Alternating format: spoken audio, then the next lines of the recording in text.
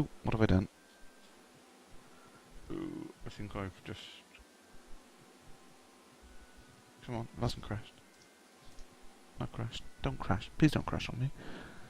Please don't just display a black screen. It's incredibly boring. Nobody wants to see a black screen. Oh. For some reason the map has focused me on the flag. I don't want to focus on the flag. There we go. Do you have a flag? I have a flag. I've captured the flag. Yes. No, the No, I'm thinking Eddie Izzard again. Oh right, sorry. I claim India. You can't claim us. We live here. Do you have a flag? Is it yours? No. Oh dear.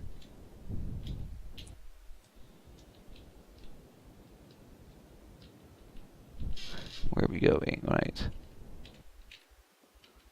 Okay, so that's crazy how low the gravity is on now. I just burnt for a few seconds at very, very low thrust, and our apoapsis is already 4 kilometers. It's insane.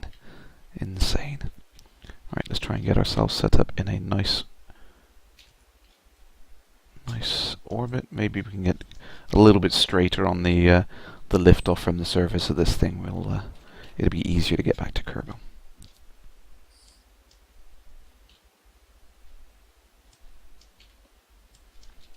8 kilometers up is more than enough. Oh.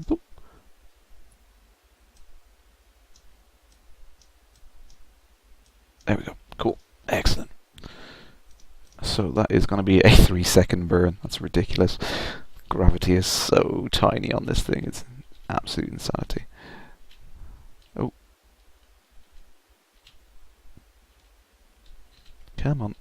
Speed up, speed up. 3 minutes. We don't want to watch the clock tick over for 3 minutes. Crazy. And also don't want to miss that maneuver node. Spam the quick save key. Come on. In T minus 3, 2, 1. We have main engine ignition. I've got the headphones for this, haven't I, really?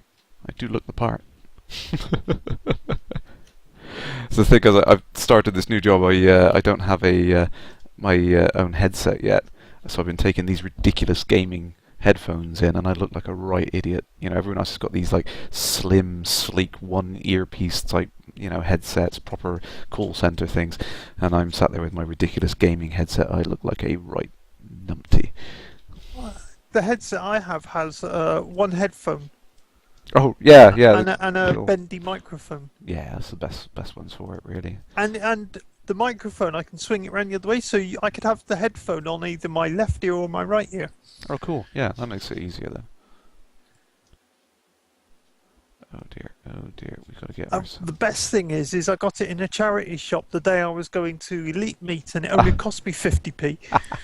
Excellent. Well, the charity shop didn't know what they had. I find that there's a lot of things. That's like some of my... Oh, I wonder if I can get these things out. I actually found some really cool things for me, because I'm, you know, uber geek. Some really cool books, and I remember them as a child, but I couldn't ever find the damn things. No one seemed to have them, and they were just old programming books for like the, you know, ZX Spectrum and the you know, the old systems like that, and yeah. I couldn't remember what they were called. I just remember the little illustrations in it. I just remember the little robots that tried to teach you how the bits shuffled around and things like that. And I could never find it. And I just found one listed on Amazon, and it showed up as being available in some charity store or something like that. They wanted like 50p for it. They had no idea what it was. And for me, it was like I would have paid like £5 on, you know, on eBay for something like that, and they were giving it 50p, and I was like, yeah, sure, I'll have that. You know? Yeah. And I ended up finding 3 or 4 books that way through like charity shops and things like that. They were just like, didn't know what they had, you know, and obviously no one was picking them up because most people were going in there, you know, that buy the books back, or, you know, looking for things like novels and things like that. You know, nobody even knew what these books were. They were just kind of like right at the back, and they never sold, so they just wanted to get rid of the stock. I was like, bargain, I'll have them. Yeah. So there's your tip for this evening, folks. You know, if you want to find those old computer books, that's the place to look.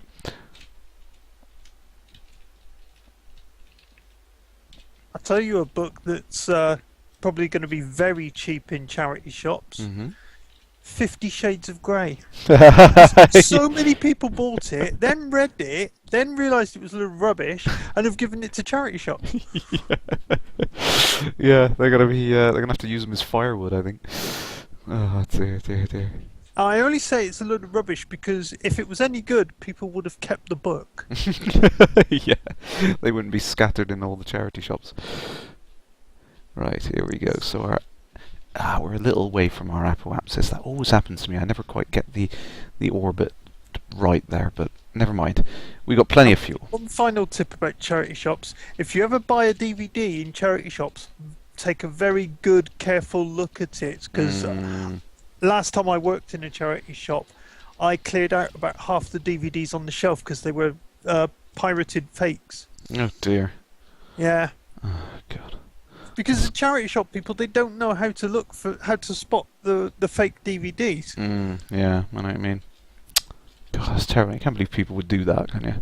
Just for a quick buck sort of thing. It's like, oh god. Oh dear. Anyway, what were you saying before I rudely interrupted you? I can't remember. You can't remember now. I can't remember. Not a clue. You've not even been drinking alcohol, and you can't. No. It probably wasn't anything particularly interesting. I do tend to All right, waffle. what are you doing now? Okay then, cool. So I've just swung around. I missed my pointer that I should have slowed down now, but my little ship is just here, and I'm just slowing down my orbit because I just went ridiculously fast there. We got plenty of fuel though, so it just makes sense for me to bring my orbit back in, make it nice and tight and circular, and then I won't be approaching Kerbal at such a ridiculously high velocity. That's the plan anyway. As long as I maintain enough fuel to eventually get myself back down to the surface without crashing into it, that would be good. What I've got to do is... So you wouldn't normally do this. I mean, I don't know if you've ever seen like well, I expect you probably have seen the diagrams actually, because you brought that really cool flow chart, didn't you? All the steps needed to get to Interstellar. The NASA have got that chart, like an above view diagram showing the orbital trajectory to get a nice moon shot, where it's kind of like a figure eight, and they go out and around and back around the around the planet and back to the moon sort of thing, which is how they did the Apollo moon landings. Yeah. So yes, I'm doing it completely badly. You wouldn't do this because these poor little guys would be flying there and back several times and wasting all that time and oxygen and everything you can't afford to waste. I don't know if you can see it actually, but up in the top left corner there's actually a T+ indicator there, which shows the amount of time that this mission has taken. And it's currently 7 days, 20 hours, 38 minutes. So yeah, if this was a realistic attempt, then they would have like starved and suffocated ages ago. Yeah. So. But I just thought, as I got plenty of fuel, I'd use it as practice to set up a nice tight orbit on here, because I never do it properly. I just kind of like slam into the atmosphere at like 3 kilometers a second, and like that'll do. They'll get there, So let's do it properly. Let's get ourselves slowed right down to a nice tight orbit.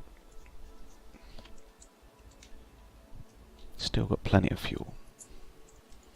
And we can pick our landing spot as well. I think we can land right in the ocean actually.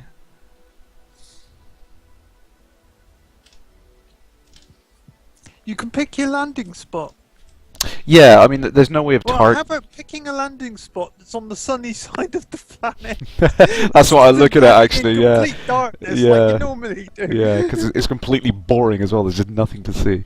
But yeah, I'm gonna try and bring this this in a little bit here. If I put a maneuver in there, drag that in, try and land somewhere interesting.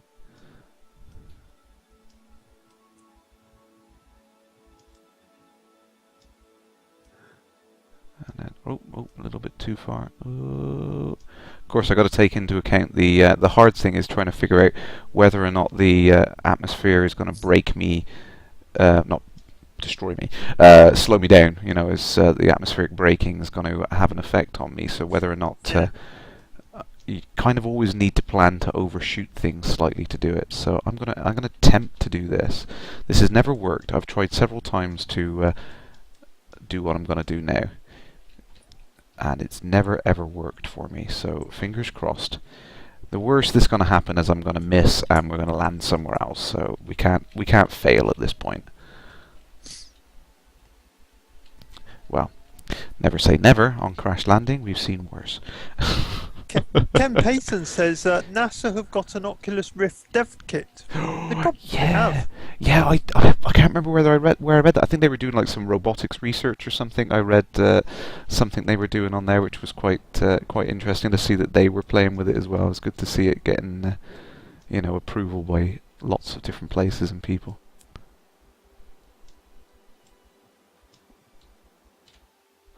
Rightio. Spin ourselves around here, and we've got virtually no fuel left, so I don't know whether this is going to work, but hey. Let's get ourselves lined up. We're not going to have much of a choice here because we have no maneuvering once we start getting close. So we've got some stored data. Okay. Not enough electrical charge. Yeah, we've got enough electrical charge. Some of these indications they give you are pretty useless. Right. So I'm hoping... Oh no! I forgot about the planet rotating. That's not going to... Ah, damn you, realistic simulation. So I'm gonna land just as the sun's setting, I think. Have we talked about the Omni before? I think we mentioned it a few times. Yeah, I did see it at a game show actually. I went to the Eurogamer Expo in London, and I was... But you didn't have a go, did you? No, they didn't let the public have a go. They had the guy demoing it, and I think it was it seemed a bit sus to me. I mean, fair play to them. They are doing a great thing. It was only a demo kit, it wasn't the full product, and I think they're working on better equipment and everything for it. I think they now actually have an integrated tracker where the base has something like infrared sensors or something built into the base, so that it can pick up your position of your feet and how high you are off the ground and everything for jumping and crouching and everything like that. Which is quite interesting because the current models I've seen have got it's basically like a Kinect camera sat just off to the side of you. So it works, but the biggest problem with Kinect and anything using that kind of sensor technology is the latency, which we've all seen, and the latency is an absolute killer. Now the actual, because it's using something like an Oculus Rift, which has like virtually zero latency, it's really, really good. The problem with it is not so much when you're moving your head around. That looks fantastic, but what I saw was the video screen of the guy actually playing on the Omni, and then the reaction of the character moving. You know what I mean? So it's like he would start running, and I could visually see the delay in him starting to run and his character moving on screen to run. You know what I mean? It was a bit off-putting. It disappointed me a little bit because I was really excited about it. I thought it'd be great. I could fit one in here. I've got enough space. I measured, and I could have it be brilliant. I could play all these games like that, and it would be less kind of nausea-inducing on the Rift because you'd be more naturally doing the same action, not virtually as you are realistically.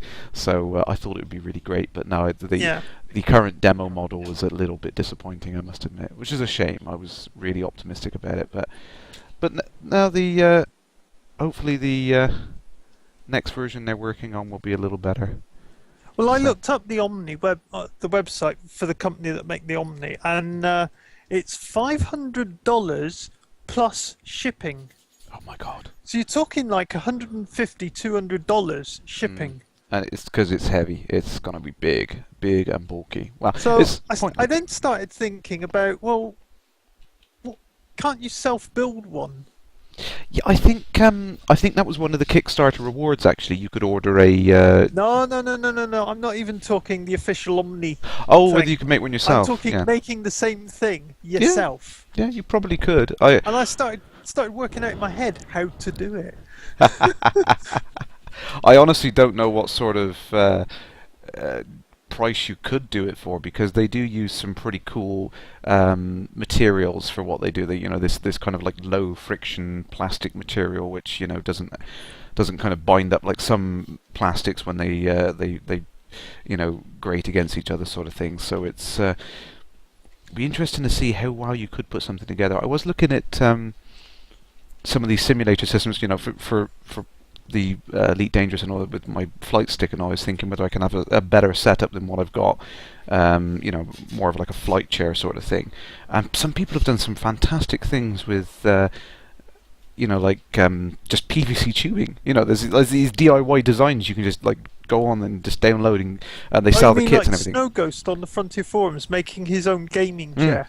Yeah, and there's these great websites I found because I was looking around for myself, and they literally, you can just buy these kits, and it's just nothing but PVC tubing, but it's all just cut to measure, and you just kind of fit it together, and it's a pretty good little gaming chair. It doesn't have any of the kind of motion control or any of that sort of stuff in it, but as far as it goes, it's quite a good step into the whole DIY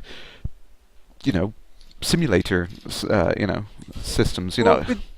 When I was thinking about how to self-build one of these Omni things, Yeah.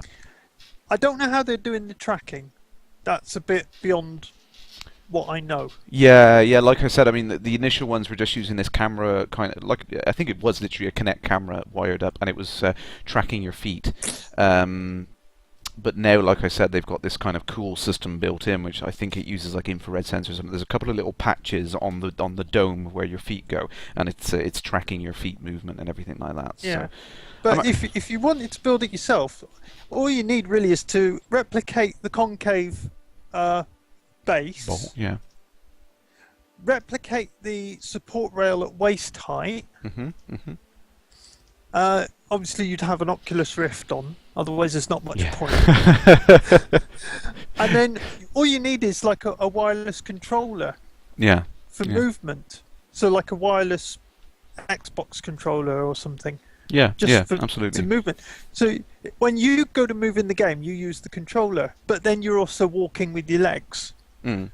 And that, so you get the kind of, you can still exercise do the sensation absolutely out of it, even though you're using the controller for movement. That's just how I was going through it in my head. Yeah, I think it would definitely, it would be something worth exploring. I think $500 is probably going to equate to £500 over here, because Americans can't do exchange rates, can they? But they just don't get it. No, I'd be interested to see other people taking up and doing that sort of thing you just described there. Whether or not there is a way that you could put together something yourself to do it. It'd be interesting to see. Well, I mean, I could draw up the like a rough sketch plan on how to do it. Do you know the funny thing that it does make me laugh? This I've got some. I should have patented these things years ago, but I remember when I was about 13 or 14, and Commander Shorty can vouch for this. Actually, I sat and I designed this entire rig to do something like what they've done now, and it's funny. It's like all these things that I used to dream up and thought, oh, they would be a really cool idea. I'd love something like this, blah blah blah, like that. And it's funny to see all these things come to fruition now. All of these crazy ideas that I thought were just childish fantasy sort of thing, and people are actually inventing these damn things. It's so cool to see this sort of tech. Excellent. So I'm just trying to decide what I should buy next. What on earth should I buy next? I haven't quite got enough science points. I need another 11 science points. But we can do another mission and get that quite easily. But I'm just trying to decide. See, that we could have that nice big engine. We got the Rockomax fuel engine there, so that would allow us to. Because at the moment, I think we got. Let's go look at what parts we got. We got the nice big fuel tank, so we can make some heavy lift vehicles. No, that's the tiniest fuel tank, not that one. There we go, the Rockomax Poodle. It's ridiculous. Poodle? An engine, yes. The Rockomax Poodle liquid engine. It's excellent. It's a rather odd name for an engine, I must admit, but it's it's compact. So what have we got here? So looking at the stats on it compared to the other one. It's slightly more thrust. It's much heavier. It's it's got yeah, it's got higher thrust in a vacuum, so it's definitely something you want to use on a second stage. Now, all of these engines have got these two different thrust indications. You've got the amount of they call it ISP. It's the specific impulse of the engine. So you've got this one at sea level is 320, but when it's in a vacuum, it's 370. So that just tells you basically it's more efficient to fire this engine when you're in orbit. Now this one here, compared to the other ones, it's much lower at sea level. It's 270 at sea level, but it's 390 in a vacuum. So even though it's a larger engine, you kind of like, initially you look at it and you think, oh yeah, great, much bigger engine, much bigger tank, fire that thing in my first stage. That's possibly the worst place to put it. You'd want to be putting this thing in like the upper section and having quite a large habitat or something on top for you to maneuver around. So I wonder if that's the thing we can do now. I wonder if we can set up our first space station. Why not? Should we try it? Let's see if we can get there. So let's take our little module off the top, take our lander off, I think. Everything down to there. And let's save it. Oh shoot, I did that backwards. Let's load that again. Whoops. So this is one of the handy things they've added in the last release of Kerbals, this sub-assembly section here, so you can take whole sections of a vehicle and save them, so you don't have to recreate them each time. So now we can make a new design. And what have we got that we can put in? So we've got the really nice, where is it? We've got this really nice processing lab, which would allow us to get some excellent amount of science, but it's so heavy. It's huge. It's 3.5 mass on there. That would take some serious lifting. I think we could do it, but oh my word, it's gonna be touch and go. But let's try it anyway. Let's set us up with this. We're gonna have to set up a comms dish on here, I think. Otherwise, we're not going to be able to get any of these science points back.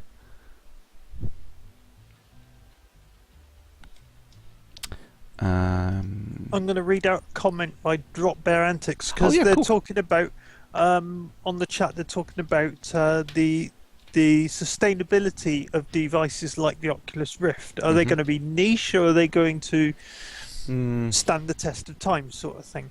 And Drop Bear Antics is saying, I believe 3D TVs and movies really is only a novelty, but affordable and effective 3D devices like the Oculus Rift and Cast AR will only gain momentum. Price is, in my opinion, key. Keep it affordable and the public will take it up. Absolutely, yeah, I couldn't agree more. I think that's one of the main design goals of the guys at Oculus Rift, actually, is they're trying to keep the cost as low as they possibly can and make it affordable, get it out to as many people as they can. And that is very much the problem with the 3D TVs that we've seen, is that they just no one wants to buy them. Things are so damn expensive. No one wants them, really. You know what I mean? It's well, there are people that want them, but it's just like, for that sort of money, it's like, forget it. I'm not paying that kind of money for something like that. It's ridiculous. You know, and that's been the thing that's put me off as well. As I look at that, and I thought it'd be really nice to have one, you know, so I could have all this content and everything, but it's just too expensive. It's like, I'm not paying that kind of money for it. It's a shame, really. Drop Bear Antics in that comment ends with mentioning the virtual reality hype of the early 90s, where it was expensive. Yeah. I remember trying virtual reality in somewhere around the year 2000. Yeah? Yeah. And it wasn't as good as Oculus Rift is now. No, and I think that's the main selling point of the Rift, is it's matured. It's got to the age where it's like, yeah, now you can actually you can see what they were trying to do back then and why it was going to be good, but it was just too soon at that point. So yeah, it's gonna be really cool when it goes mainstream. I think. Can't wait for it to all kick off. Definitely. I think we need to put some extra batteries on here. I think that would be a sensible option at this point. We're going to have to put them... Where can we put them? Kind of boxed myself into a corner now with all these batteries. I can't cover that. Let's put them at the bottom here, and then we can always reach them that way. So I think I'm going to need to put some... I don't think I've gone through any of the stuff with the RCS yet. Have you seen any of that? No, I don't think I have. So the you've got these different kinds of fuel tanks you can fit on. I'm going to glue one on the top. Why not? It's going to be a rather awkward capsule, this thing, and there's going to be no living quarters because it's going to be too damn heavy otherwise. But yeah, you've got these little tanks of RCS fuel, and what that gives you is the little tiny thrusters, the little reaction control thrusters, so that you can maneuver things when you're in orbit. Oh, right. Drop Bear Antics is now saying 3D TVs are not only expensive, but most models necessitate dedicated active glasses, limiting the social factor of watching TV events. Yeah. Now, I heard a year or two ago that Steven Spielberg was working on 3D TV or movies without the need for glasses. Yeah, I've seen some similar things actually. The kind of using the parallax barrier technique that the what's it called, the 3DS uses, that sort of thing. I have actually seen some TVs that do that, and it works reasonably well. And they've got some better technology in there now, which can do it with multiple people in the room, because one of the biggest sticking blocks of it is it tends to be very orientation specific. You know, you move one way or the other, and it's like, yeah, it kind of goes out of focus and everything. It just doesn't work so well. But yeah, they've recently, I've seen them make some good advances there, and got to the point where it does look pretty reasonable. Actually, I must admit. It works quite well, and it tracks multiple people around the room. But again, it's another one of these things. It's kind of like Connect. It's got these cameras on there which keep track of everyone going around the room. Whether or not that's a good thing, nobody's really. The jury's out, so to speak. Still. Yeah. Right. I think this thing is going to be way too heavy for my launch vehicle, but Kerbal's all about trial and error, so we'll see where we get to. And what I'll do is I'll leave this. It's got a couple of battery packs, but we've got a probe on it. So basically we can get this thing up to orbit without any little Kerbals on. It's going to be entirely remote controlled. So there's no fear of death on this flight, he says, apart from when it crashes into the nearby city of Kirbington and destroys the local school. But hey ho.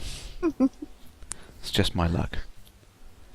Okay, so what was I watching recently, and it mentioned the Challenger shuttle disaster, and it was supposed to be a big thing because one of the crew was a teacher. Yes, she was. Yeah. So because there was this teacher on board, schools in America were showing the launch live. Yeah, it's a bit depressing. And then it blew up. Yeah, unbelievable. Such a shame, all that. But yeah, it's one of those things, isn't it? It's like you just don't assume, you don't expect it's going to happen, and then it just terrible disaster. I'm just pasting a link into your Skype that Ken Payton has put in chat regarding how to set up your Oculus Rift from Reddit. Okay. I don't know. And I know you will want to look at that. Okay, I'll have a look at that. I don't know whether to assume that's a funny thing or not, because most things on Reddit tend to be. I'll say humorous. I'll just say humorous, and leave it at that. Right. So we're waiting till dawn. This is the good thing as well. Once you've got your rocket on the launch pad, you can wait until the perfect time of day to actually decide to launch. And I got the distinct impression this thing is going to be too heavy, but we'll give it a go. Oh, it's taking off. That's a good start.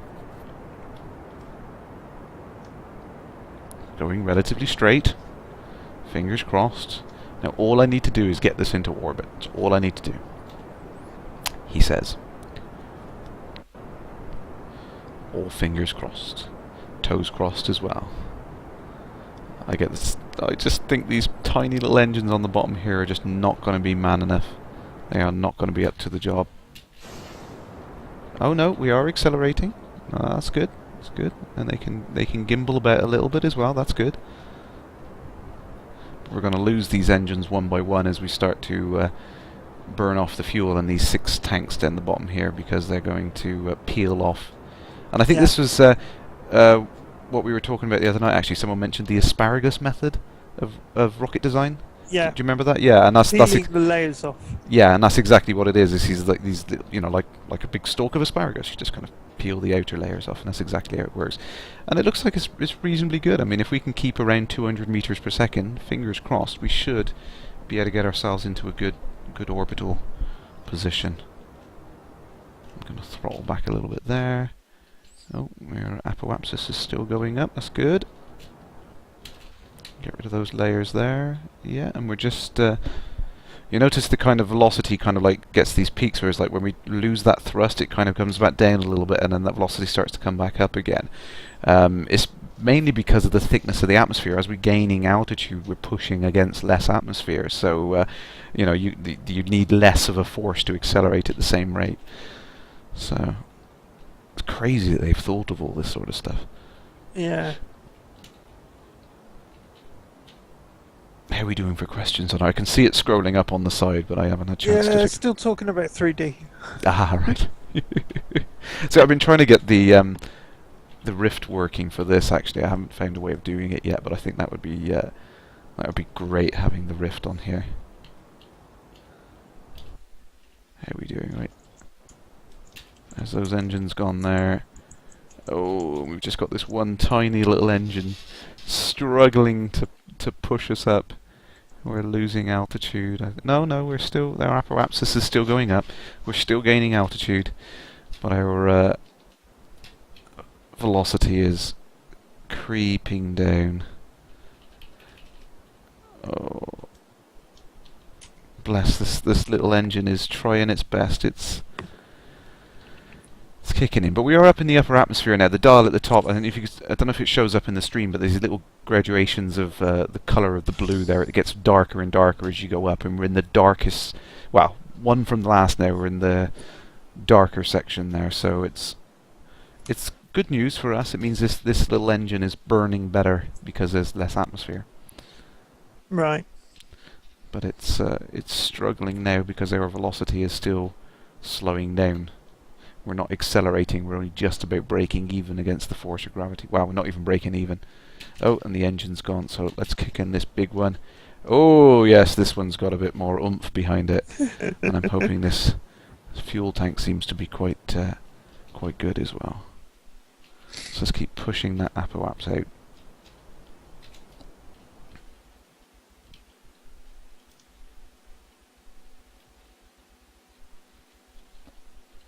Hopefully I can get myself set up in a nice clean orbit. And then the plan is, fingers crossed, the plan is that I can then launch nothing but a couple of Kerbals and a little module and get them close to this thing. I haven't got the docking parts yet because we haven't unlocked those, but what I can do is if I can get close enough, I can actually just ditch the rocket, leave that floating, and get the little Kerbal to come out EVA and float on over to this little habitat. That's what I'm hoping anyway. Oh, and I forgot to put a reaction wheel in, so this poor little module on the top here is the only thing trying to rotate this giant mass of fuel. Damn, I should have put an extra reaction wheel on. Never mind. Memories of the hamster wheel come flooding back. Oh, I love it, love it. Okie dokie. So of course when you turn the engine off as well, because the engine controls some of that rotational ability, you know, it's got a little ball joint on the end allowing it to gimbal around slightly. So when the engine's up, you've got a bit more maneuverability. You can rotate the capsule around a little easier. As soon as you cut that engine out to conserve the fuel, you've got no control whatsoever. It's just gone at that point. Oh, of course I could have turned the RCS on, but I wanted to maintain that. We'll see where we get to. I don't know whether this is going to have enough oomph to do it. See, the velocity is read out at the moment is just 1,200 trumbles a second. Not enough. Not enough. We need at least 2,000.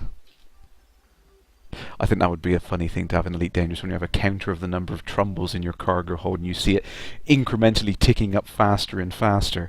It would get a bit worrying when it is. It's like, oh no, they're breeding at an exponential rate. I think what Frontier what Frontier Developments should do is when you bring up the options, you should have a stats page, just like Grand Theft Auto. Yes. Does with San Andreas. I say San Andreas because it's the only one I've played. Yeah, no, they followed that on through the whole series. There's all these like ridiculous stats, like number of steps walked and silly little things like that. I think that would be a great They addition. should do that for Elite Dangerous. Definitely. Number of trumbles bred. Yeah. Number of trumbles bred, number of trumbles sold, number of trumbles killed. Excellent. Yes, I would love to see that. Brilliant. Distance travel in whatever. In light year units or something like that. Yeah. Number of planets visited. Things like that. Excellent. I think number of animals. Number of animals on other planets killed. Total volume of slaves converted to fertilizer. That would be one for me. Number of times you've blown up Psycho Cow. Oh, if they have a dedicated stat for that, my hat goes off to them. That would be excellent. That would be immense fun. Oh dear. Cow points. I'm still of the opinion there's going to be something in the game with regards to persecuting Psycho Cow. Bless him. I just cannot imagine Michael not doing it. No, he can't. He's not a vindictive person. Don't misunderstand me. I just can't see it not happening. No, I think they've got the sense of humour. Have we got enough electric charge? Yep, this thing is rotating at approximately 1/1000th of a trumble a second, I think. And I've still got a little bit of fuel to spare. Excellent. Just clearing something up for Drop Bear Antics. We don't know if trumbles will be in Elite Dangerous. We are just messing about. Yes, we are in no way affiliated with Frontier. Anything we say or do is, can be held against us. And no, we're just fans. We're just fans. I think Drop Bear knew this. We're just giving out the disclaimer. Yeah, I really should get one of those written up, shouldn't I? There we go. Oh, I don't know what. Alright, my estimated burn is going to be really, really low. What are we looking at? Okay, cool. So I've got a little bit of fuel left over, so I'm going to wait until we get round to this side. And, actually, this thing's really, really slow to turn, so I better get it pointing in the right position. I'm going to use the fuel that we've got left over to get us set up in a nice stable circular orbit, which I always forget. I always get a roughly circular orbit and think, yeah, that's good enough, and forget about it. But I will try and do a nice, clean, stable orbit at 110 kilometers up.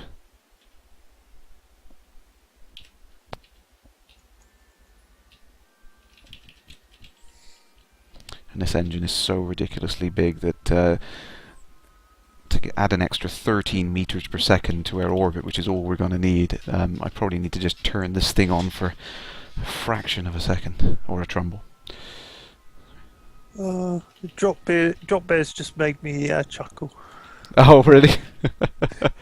When I was saying, for the benefit of Drop Bear, we don't actually know if trumbles are being Elite Dangerous. When that came through on the stream, yeah. Drop Bear put in the chat, Alien, I know, I'm messing about. So I put in, paranoia. I knew you knew. So he's then just replied, "I knew that you knew that I knew." Do you That want to we all keep this knew. going, Amy? We all knew that you knew, so we all know. It's simple. Oh Oh, dear, we can go on all night like that. Oh, there when we we're not go. talking about kids' movies. No, no, that is the trouble. Uh, I think Finding Nemo is one of the best animated Oh, films love ever Finding made. Nemo. Excellent. It's a great film. Oh, oh, come on, this thing turns like an oil tanker. I was looking at because I know we mentioned last night about the could you build something in space, another rocket or something in space. I was watching the videos again that Scott Manley are doing it, and yeah, it's fascinating to see it. I did have the idea of to try and keep something more stable. That if you put two or more docking ports down the side of the centerpiece you're building, you could kind of attach things onto the side. And if you had several docking ports, I assume that would keep it more stable than just having one. I honestly don't know Right. how well it would work, but I assume you could do it. Come on, rotate, rotate. Oh, it's painful. It's painful. Literally, I'm putting on full force to get this to rotate, and it's so slow. I think I'm gonna have to. I might have to avoid the engines and just try and do this with the reaction system, because this is going to be too much force.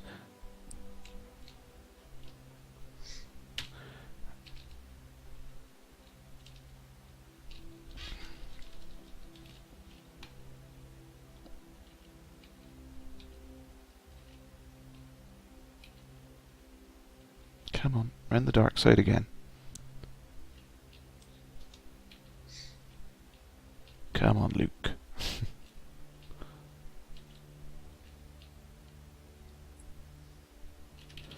See that timer ticking down. Come on. See, I hate when you go on the dark side of the planet. There's really nothing useful to see at all. It's frustrating. So what I'm going to do is I'm going to turn the reaction thrusters on now. You can see them spraying there. And hopefully, yep, I can do that. So what I can do is I can use the little reaction thrusters just to give us a bit of force. Now what I might actually do is, although I've set up this engine and these fuel tanks to detach here, I might leave them on there, because if I ever do decide to reuse this space station, obviously it's going to be handy to have a little bit of extra fuel just sat in orbit waiting to be used. Right, so let's see how that's got us on the orbit map now. We are 11... Oh, let me turn off all the reaction there. 11.65 and 12. Close enough. That's probably the most circular orbit I've ever got on. I'm quite chuffed with that, so I'm going to leave it. Let's spin us around so we're in daylight. We watch the Kerbal appear over the horizon. Ah, look at that. Wonderful. Such a great looking game for something which is like such a simple little idea. It's got some great graphics in it. Fair play to them. They've done a great job with it. Alright, let's just spin ourselves around, try and save some of that reaction thruster. So that's quite good having this fuel on, actually, when you think about it, because if anything ever needs to, if we ever need to get rid of this space station because it doesn't have a docking port, we've got enough fuel to crash into the atmosphere and destroy it. Excellent. Yay! So unfortunately, all that effort, and we can't do anything with that lab yet because there's not enough crew to man it. We can turn the lights on and light it up. They're not in the best position, but hey, it gives us a little bit of light to see what we're doing. Even when we're on the dark side, it's going to light it up a little bit. So there we go.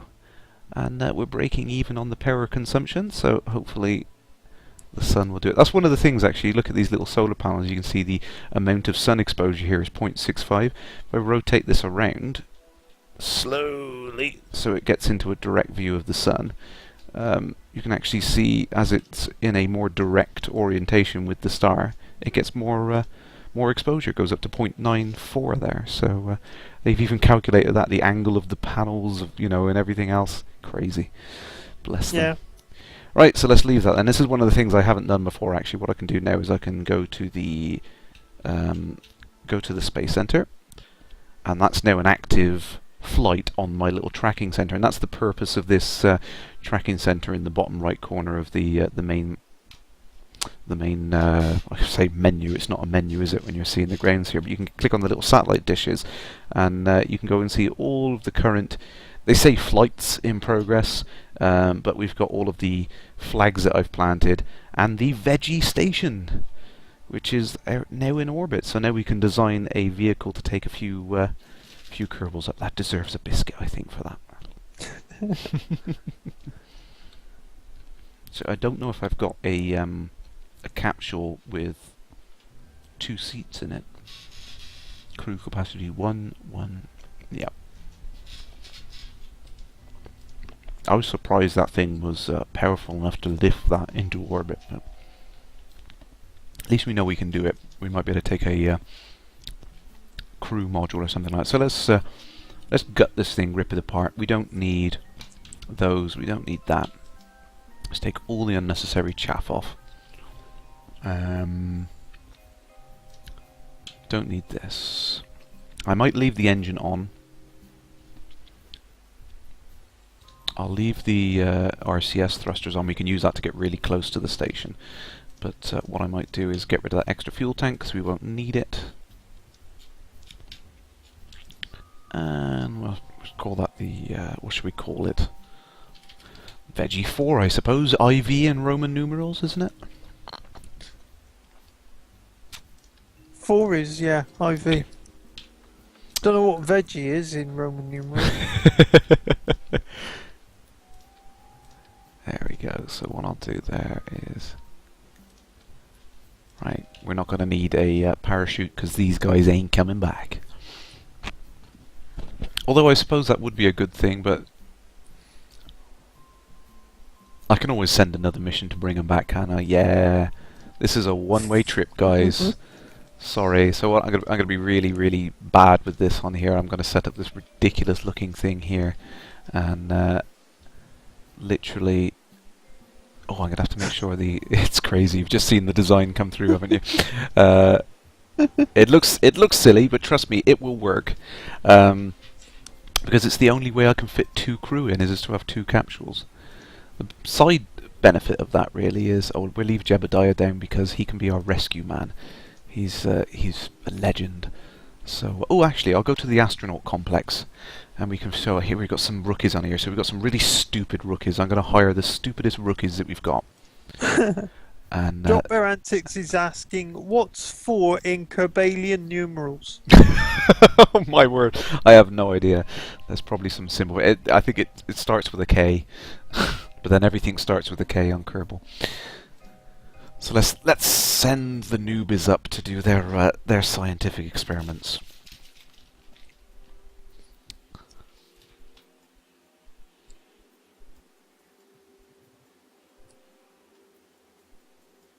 Come on, come. There we go. Right. Set the camera up correctly. The camera. Petrisk is making a comment. I'm assuming this is about Elite Dangerous. Oh. YouTube and interweb got a vibe about issue with early access. Oh, Total right. Biscuit, Force Strategy, Gaming, Escapist, everyone talks about it. Yeah. It's a very grey area between early access sales and crowdfunding. It's an interesting issue. He could be talking about Kerbal, actually, now I think about it. I think it's everything, actually, because I've seen a lot of people post videos about it. As another one, I've seen Scott Manley talk about it as well, as he's had issues with it. I think everybody's had issues with it. He's talking about Kerbal because he's mentioning Steam, and as we know, Elite Dangerous is not on Steam. Yeah, so... yeah, it's such a pain at the moment, the stuff that everyone's going through to get stuff on there. I mean, I've talked about the issues that I've had trying to get videos uploaded to YouTube. It's ridiculous. You know, the stuff that I disappeared, then I'm back. There we go. Running across the other side of the room. Yeah, it's so frustrating to see, you know, all this bloody stuff on YouTube. There's no need for it to be this.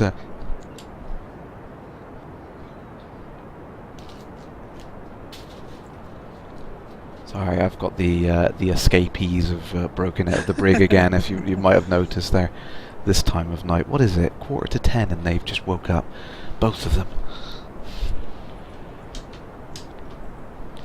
Never mind. Never mind. No rest for the wicked.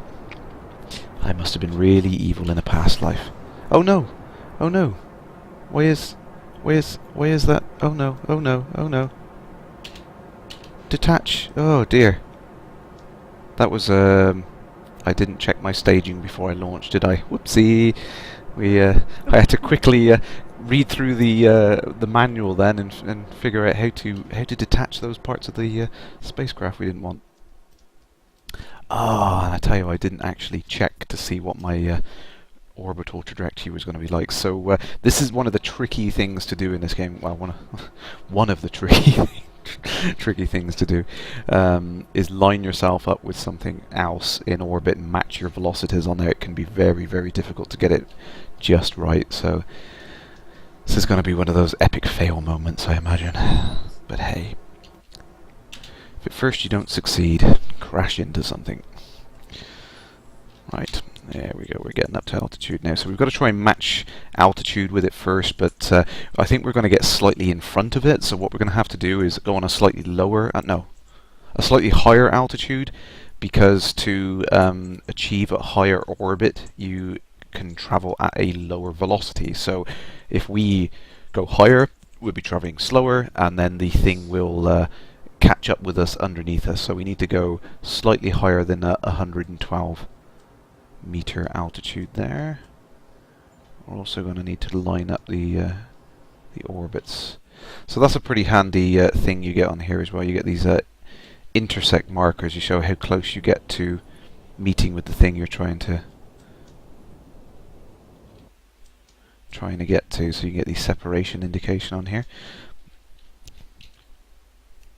So where are we? We're 60 kilometers up. We've still got plenty of fuel left. Excellent. And we've still got the middle stage and the upper stage to position ourselves in a good orbit. Excellent. But we're only travelling less than 1,000 meters per second, so we need to seriously throttle up and get going. Get ourselves travelling at some... There we go. Get rid of those useless engines now. Ta-ta. I love all the little bits of debris all over the ground where I've been. Whoopsie!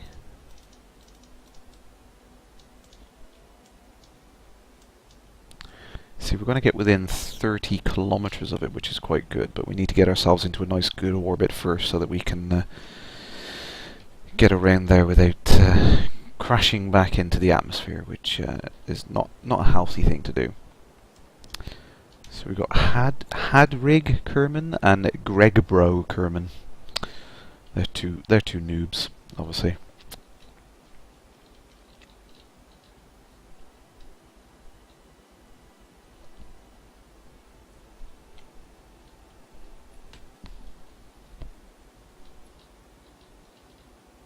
Come on, come on, we're getting close to it now. So I notice our orbit is slightly below the orbit of the space station, which is a pain because to correct that orbit is going to be very, very difficult. Right. And I say slightly below, there's probably several kilometers going on there. Oh, we've expended all of the fuel in that upper launch stage there, so let's get rid of that now. We're 117 kilometers up, so I think we can go pretty much horizontal at this point and just keep our nose pointed at the horizon. Come on, there we go. Newtonian physics at its best, this is. I can't believe that debate is still raging on even after the alpha. Oh. I mean, I feel it's quite a nice flight model. I've got no qualms with it whatsoever. I'm a little surprised that people are still kind of touchy about it. You know, it does seem a little bit pointless argument sort of thing. You know, it's like it works good as it is. You know, do we really need to... I've said it before, and I will say it again. If we go down the realism route, we will not get past the moon. because it would Mhm. take you 4 days to get from the Earth to the Moon, and you just wouldn't bother playing. So if we go down the realism route, the game will be boring. Yeah, people So we have never to think of that. diverge. That we have to like shoot off of the realism thing to Mm. some extent. Yeah, absolutely. I'm afraid.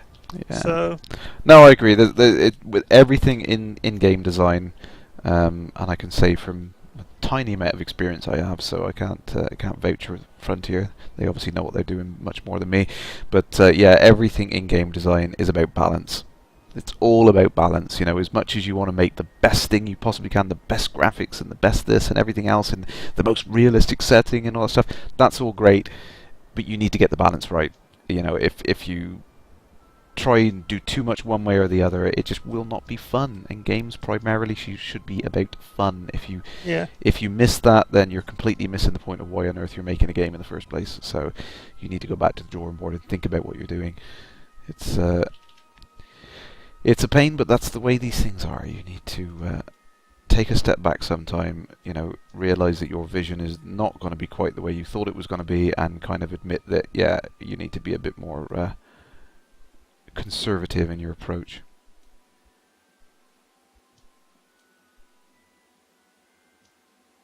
Okie dokie. I mean, 100% realism is okay if that's the whole purpose of what you're doing. Mm. You know, when they're training pilots to fly planes and they've got the simulator Oh set yeah, up, they yeah, are going for 100% realism. yeah, absolutely, and it's key. And It's critical. yeah, and that's fair enough because that's the whole point of what they're doing. But we're talking about a computer game that's meant to be fun, like you were saying. Yes, yeah, absolutely. And what's the primary purpose of a computer game? Fun. Yeah. Absolutely. You know, so it's And if we go down the realism route, it's not going to be fun, and people aren't going to play it, and then that'll just be the end of it. absolutely, yeah.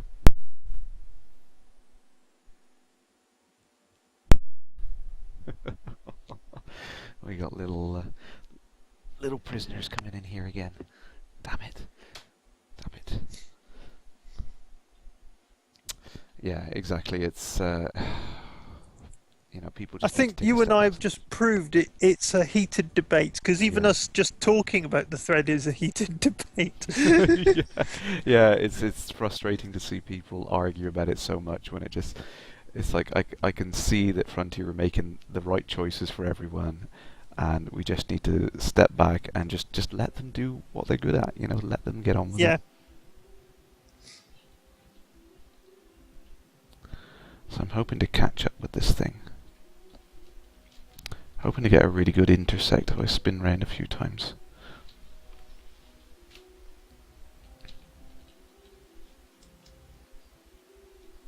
So that one's 180, and we're going to be further away from this. We've just missed the orbit. Damn it! It's going to be a pain to catch up with this now. Ah, it's not easy. Well, for it to catch up with us, ironically. So what I'm going to have to do, I think I'm going to set up another maneuver. I'm going to get us to. Yeah, that'll be a little bit better. Yeah, so we'll do that. So what I'll do is I will get, like I said, set ourselves up in a slightly higher orbit, and then this thing should catch up with us. Obviously, the best way to do it is set ourselves up in a really, really high orbit, so we're much higher than the actual target. That way we would catch up with it in no time at all, but then I would probably overshoot the damn thing, knowing my luck. Hover my finger over the quick save key.